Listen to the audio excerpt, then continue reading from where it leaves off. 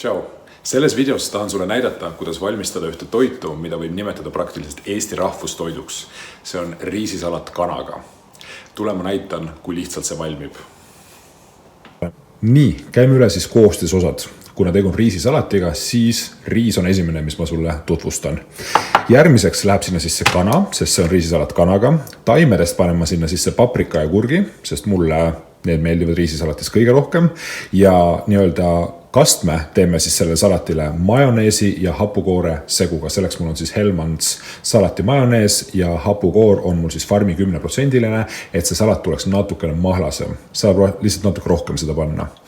Ja siis teeme salatile ka erilist maitset ja selleks kasutame siis Santa Maria maitseaineid. Nüüd, maitseainete valik on tegelikult Santa Marial väga lai.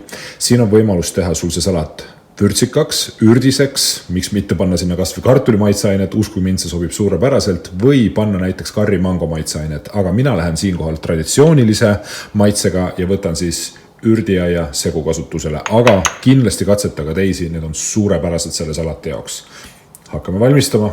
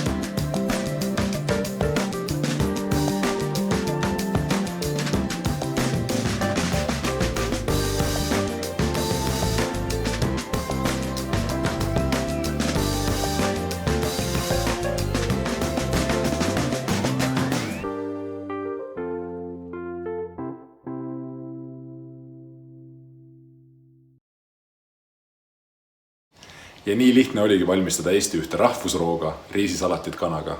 Head isu!